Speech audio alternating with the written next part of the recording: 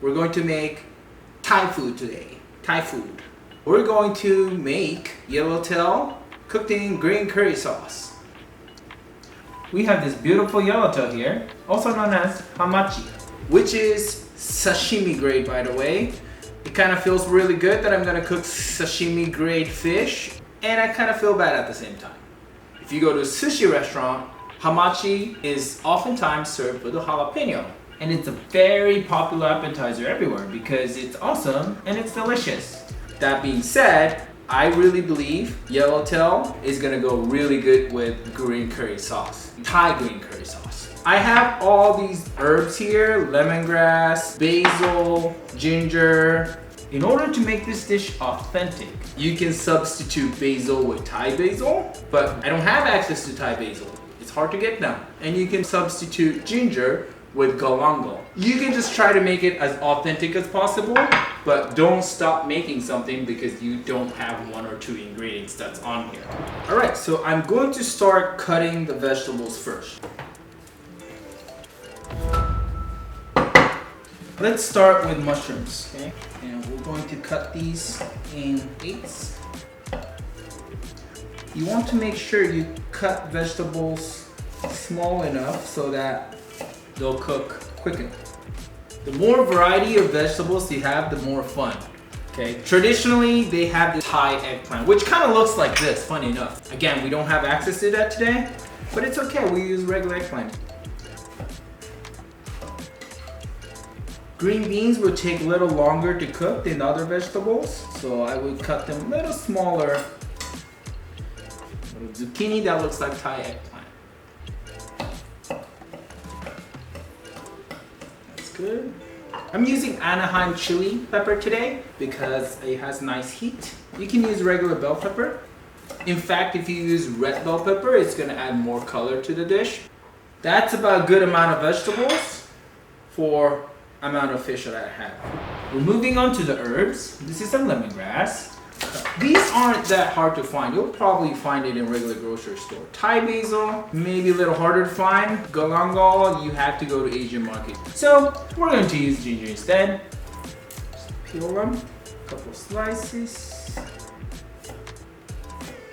That's enough. Ginger, maybe 4 or 5 slices. Bamboo shoots. I'm going to use about water. There's a little trick. Bamboo shoots are very firm and it doesn't suck up the flavor as quickly as the other vegetables do. So when I cut them about the halfway like this, and then I rip it open like that.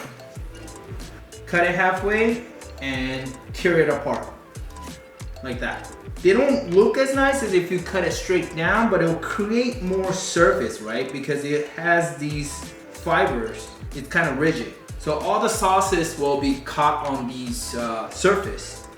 So if you're going for visual, maybe you can cut it straight down, but I think flavor is more important. Let me show you my prepped vegetables here. They don't have the clean cuts. Now, moving on to coconut milk. When you open it, you'll have like a puck of coconut cream floating on top of water. That's not what you want, so you shake it really well, like a bartender. I'm going to open this. I'm going to separate these in 2 measuring cups. I'm going to start this vermicular. Set him at medium. I'm going to pour 1/2 can of coconut milk in here. We're going to reduce this to concentrate the coconut flavor to a point where coconut fat starts separating. And in that fat, I'm going to cook green Thai curry paste so the aroma comes out of green curry paste. And then once that happens, you put all the vegetables, stir them all together, put your fish in, and then cook it all together. That's it. It's really easy. See how it's starting to bubble really fast? At this point, you want to stir it constantly so that it doesn't burn. It's already becoming really thick. See, the sound has become more like sizzling sound, not boiling sound. And I'm seeing little scorches here. it started becoming shiny, almost like broken mayonnaise, that's a good indication that your coconut milk is ready. This is actually really spicy stuff. This is very salty too. Tablespoon and half. Turn down the heat to low and cook until green curry paste is really fragrant. It takes about a minute or two. Nice and fragrant. I have garlic and ginger. I can already smell Thai curry in this whole room, which means the pot is ready for vegetables. So we're going to start cooking all this in the pot. So just gonna start with stuff that I wanna make sure that they're cooked. So all these vegetables go in here, except for bamboo shoots. Bamboo shoot usually comes already cooked. And we're going to move them around for a minute, just until the surface of the vegetable is slightly cooked. And you don't want to crowd the pot too much. As long as your veggies are one layer and they're all touching the bottom of the pot like that, you're fine. If you're making chicken curry, this is where you want to add your chicken. Now vegetables are slightly cooked. That's when I'm going to add bamboo shoot. Just going to stir it in. We're going to add the other half of coconut milk. Stir, stir, stir. And in here, brown sugar. If you want to be really authentic, you can use palm sugar. We're going to add a tablespoon of fish sauce, lemongrass, and kaffir lime leaves. Set it at medium and bring the sauce back to boil again. So now the sauce is boiling. I'm going to add beautiful, sashimi-able, gorgeous hamachi in the sauce like that. Oh my god. I don't even know if it's legal to put sashimi-able fish in a cast iron pot with a sauce and just cook them all together. Is that even okay? Now that I have everything in here, I'm gonna put a lid on here. Turn it down to low. Let's set timer for 10 minutes. And if it's not cooked through, then it's okay. It's a sashimi-able fish anyways. And you can substitute any kind of veg with any other kind of veg.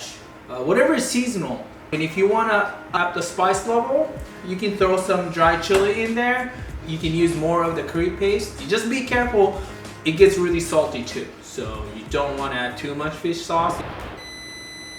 There you go. Here's your timer. Let's open it up and see how it looks inside. Really nice. The fish is cooked perfectly. Just want to taste the sauce and make sure it's good.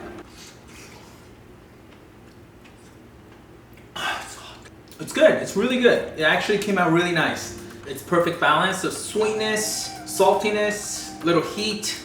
Everything is perfect. Now we're going to plate this. Be careful when you take the fish out because it's really, really tender, right? Take some garlic chives, cut them in little strips, sprinkle all over the place, cilantro.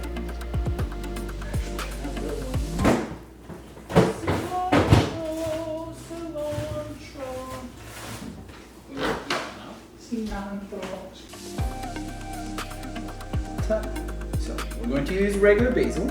Alright, just using one pot, we were able to make green curry with Yellowtail.